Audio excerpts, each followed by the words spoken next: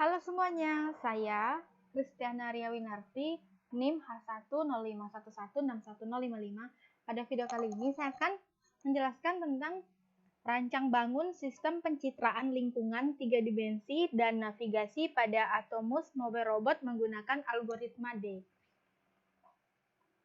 Nah, jurnal ini ditulis oleh Yusuf Butara, Ari Budiarto, dan Setio Bagas Baharkoro. Nah, jurnal ini dari jurusan Teknik Mesin dan Manufaktur, konsentrasi Teknik Elektromekanik dan Elektromekanik Politeknik Manufaktur Bandung. Nah, nomor jurnalnya 4241032.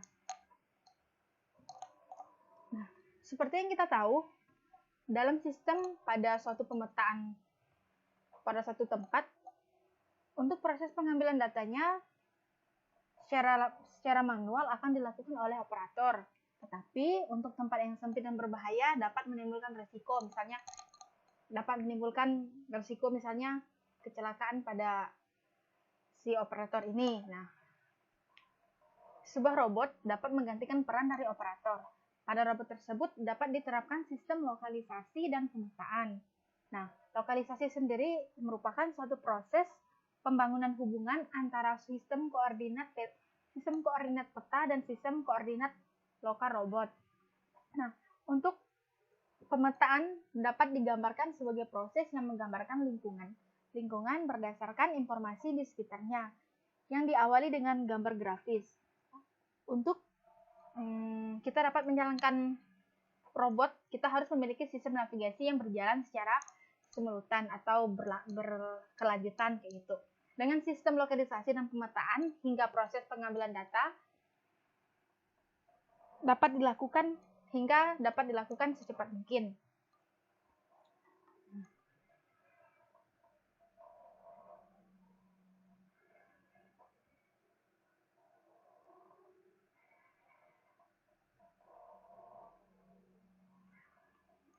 Selanjutnya ada rumusan masalah.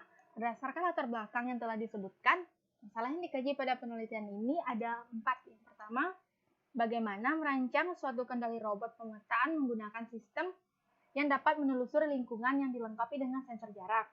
Nah, yang kedua, bagaimana sensor akan digunakan untuk menerima data dari jarak sekeliling robot, dan data tersebut akan digunakan untuk merepresentasikan lingkungan dan juga sebagai input kendali untuk menelusuri lingkungan dan menghindari objek yang menghalangi ketika robot itu berjalan. Nah, yang ketiga, bagaimana sistem dari navigasi itu sendiri dapat diterapkan pada sebuah robot yang melewati daerah atau tempat yang belum pernah dia laluinya atau tempat baru. Nah, yang keempat ada bagaimana algoritma D dapat diterapkan sebagai navigasi. Dengan algoritma ini, robot akan bergerak menuju titik koordinat yang diinginkan. Nah, adapun tujuan dari perancangan ini untuk suatu kali robot pemetaan yang menggunakan sistem yang dapat menelusuri lingkungan yang dilengkapi dengan sensor jarak. Sensor akan digunakan untuk menerima data jarak dari sekeliling robot.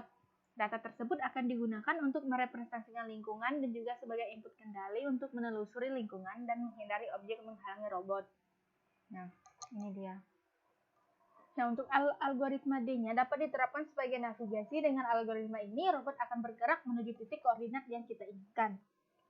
Nah, adapun batasan masalahnya ada 2. Yang pertama ada sistem navigasi menggunakan algoritma D untuk mencapai titik koordinat tujuan. Sistem ini berarti menggunakan algoritma D. Nah, yang kedua ada citra 3 dimensi akan diproses dengan cara memutar sensor menggunakan sebuah gimbal. Nanti ada gimbal tetap dan gimbal gerak nanti akan ditunjukkan. Nah, penggunaan gimbal akan memerlukan lebih sedikit sensor. Nah, ini alasannya mengapa kita pada perancangan ini menggunakan gimbal, karena dia hanya memerlukan sedikit sensor jika dibandingkan dengan sensor yang diletakkan secara vertikal. Sehingga pada percobaan ini akan dibuat mobile robot untuk pemetaan yang memiliki navigasi penggunaan algoritma D. Nah, ini ada rancangan sistemnya. Nah, ini yang ada beberapa alat yang digunakan. Yang pertama PC, Raspberry Pi 3B, Arduino Nano, driver DC, motor kanan, motor kiri, motor servo, dan lidar. Nah, alat yang digunakan terdiri dari sebuah sensor utama, sebuah pergerakan gimbal, dan 2 buah penggerak robot. Sensor yang digunakan adalah sensor lidar. Pada sistem lidar akan digunakan sistem obstacle ini dan sistem lokalisasi. Sistem lokalisasi ini sendiri akan digunakan sebagai pendukung sistem navigasi dan pemetaan. Pada skuator motor servo akan digunakan untuk penggerakan gimbal yang akan sebagai penggerak utama sistem. Digunakan 2 buah motor DC. Pada sistem ini akan digunakan Robotic Operator System atau ROS sebagai software dari pendukung ini. Nah, pada praktikum ini kita menggunakan ROS sebagai software pendukung dari sistemnya.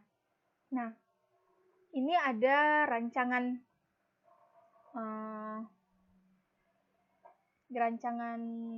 sistem mekaniknya. Nah, ini chassis tank. Ini dia nih chassis tank. Ini chassis tank.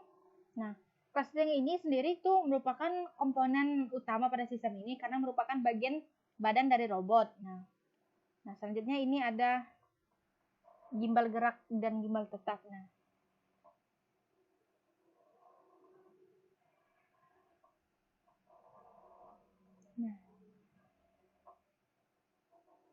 untuk gimbal ini terdiri dari 2 bagian utama. Yang pertama yaitu dasar gimbal yang akan berfungsi sebagai penahan gimbal gerak dan tempat diletakkannya motor penggerak gimbal, rancangan dasar. Nah, ini dia.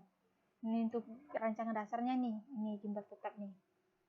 Nah, pada bagian selanjutnya itu adalah dari gimbal adalah gimbal gerak. Gimbal gerak ini merupakan dukungan dari sensor yang akan diputar untuk mendapatkan data secara 3 dimensi.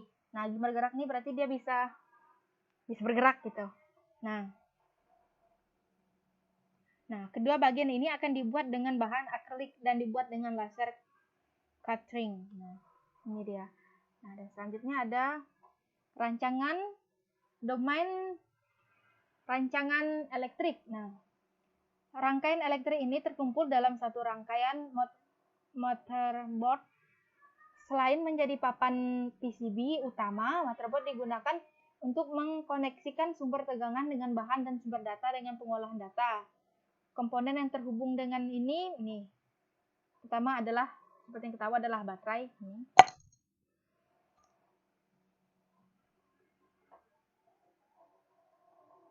Nah, baterai ini digunakan untuk sumber tegangan motor servo dan DC. Tetapi terpisah dengan sumber tegangan yang digunakan pada Raspberry Pi Arduino Uno-nya. Nah, dan untuk tegangan baterai 2 sel yaitu 74 volt diubah menjadi 5 volt, sementara motor DC tidak memerlukannya. Nah, ini adalah rangkaian elektrik yang keduanya ini.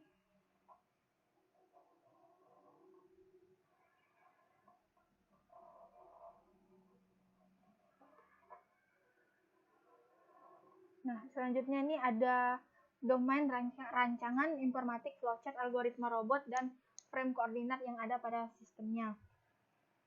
Nah, dimulai dengan memasukkan koordinat yang diinginkan pada sistem itu pada blok navigasi koordinat.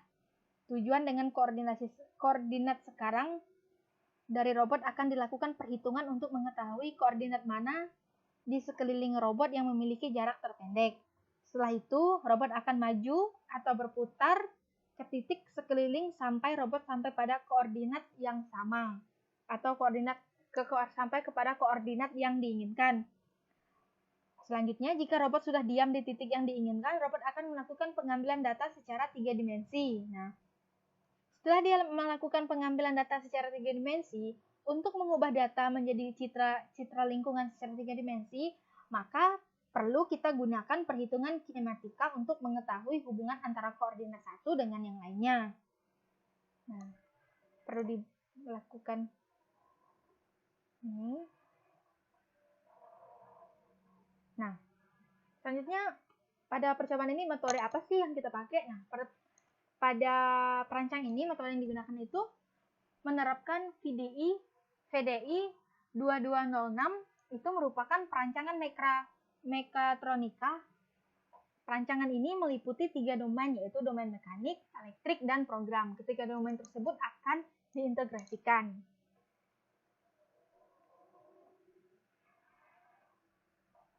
Nah, ini langsung masuk ke pengujian prosedurnya. Untuk pengujian prosedur pada sistem itu terdiri dari 2. Yang pertama pengujian navigasi dan pengujian citra 3 dimensi. Nah, untuk proses pengujian navigasi ini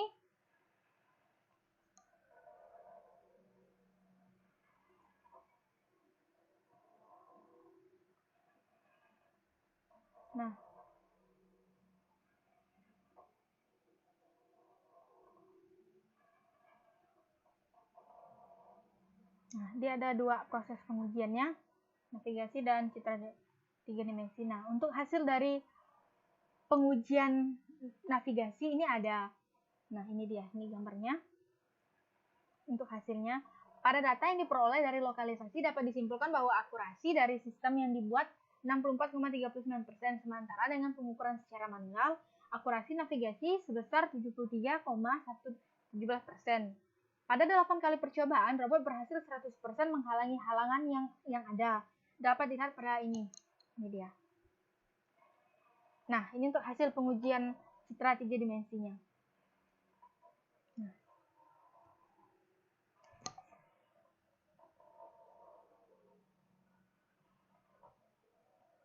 Kita akan bahas hasil pengujian dari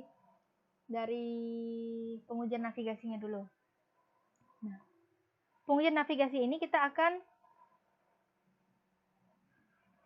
dilakukan sebuah field dengan dimensi 180 kali 150 cm dengan bantuan lantai. Nah, dengan bantuan lantai atau ubin. Nah, pada pengujian ini dibagi menjadi 4 skema yang masing-masing diuji sebanyak 2 kali. Skemanya diuji secara 2 kali ya. Nah, ini hasil skema pengujiannya ini. Nah, titik awal robot ditandai dengan kotak biru dan titik tujuan dari robot ditandai dengan kotak hijau. Pada pengujian ini, navigasi dikatakan berhasil ketika robot berada pada radius 30 cm dari titik yang diinputkan. Nah, ini.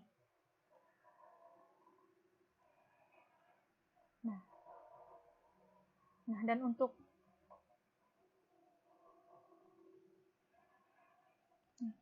pengujian citra 3 dimensinya tuh, pengujian pengambilan citra 3 dimensi dari lingkungan pada pengujian ini dilakukan di lab teknik.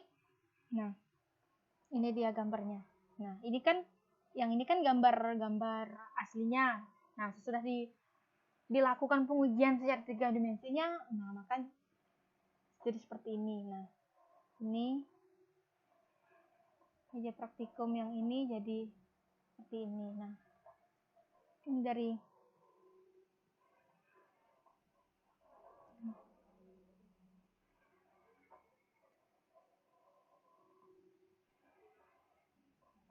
pada citra 3 dimensi ini dia citranya tuh telah menyerupai benda aslinya.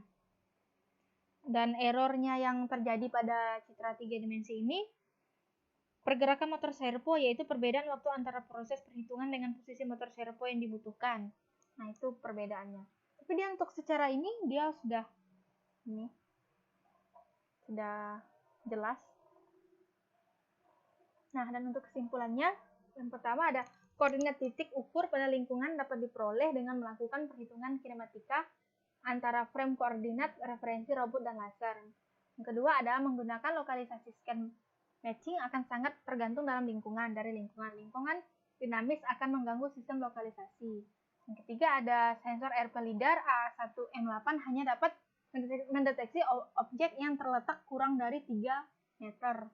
Yang keempat, sensor yang ada pada sistem memiliki akurasi sebesar 98,39%.